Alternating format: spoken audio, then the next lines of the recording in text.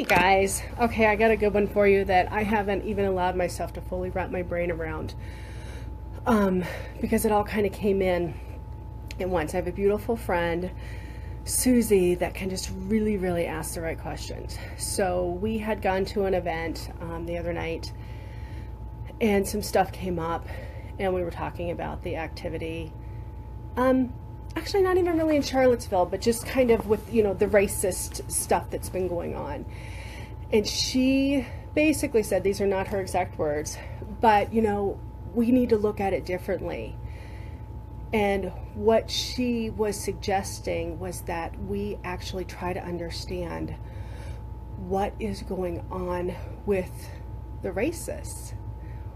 What is it that's causing them to have so much anger, hatred, frustration towards anything that's not them?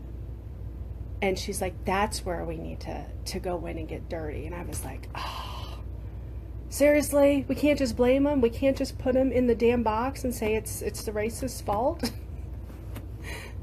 I know, I go in and out with these things where I get really good and vibrate really high with these conversations, but other times I just want to put them in the box. It's the racist's fault. It's their fault. And she's actually suggesting that we sit in that uck with them, where we go, okay, what is it that's going on in their life that's causing them to want to feel this way, that's causing them to have so much fear or hurt or frustration? And that's a deep one. And so I even had to have her repeat it. I'm like, okay, say it again. And so let's think about that. What if instead of putting them in the box, we sit in that? What is it within their lives that's causing them to feel the need to make themselves feel better by judging other people based on the color of their skin or their religious beliefs or anything like that? What is it? So we could just say, the easy answer is it's the race card. We could blame all the drama on the race card. But is that really the problem? So I'm going to go in and pull the Byron Katie card. So is it true? Are racists the problem? Or is it our inability to want to sit in each other's uck and understand one another that is the problem? And that one fits a little more, doesn't it? Isn't it easier just to say it's your fault because you're black, it's your fault because you're Jewish, it's your fault because you're a racist? Or we could sit in it with one another and say, okay, what's really going on? I'm also in the middle of reading this book. I'm actually doing it Audible this time, but I did read it the first time. This was referred by a friend of mine.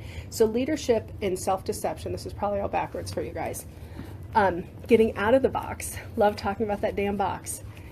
And one of the questions, or one of the things that it forces you to look at, is we only believe these BS stories after we betray ourselves. So after we get frustrated with ourselves for not stepping up or not doing something, we have to turn it around and make it someone else's fault. So I'm going to be dramatic. I made some bad choices as a young mother. I wasn't a young mother.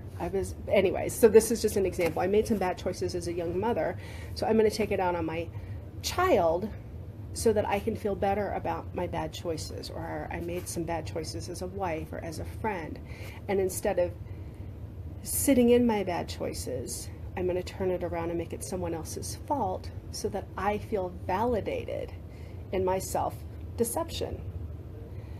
I know I'm not really bringing this all together. I guess this is more just about a thinking point, more about us getting a little bit more uncomfortable.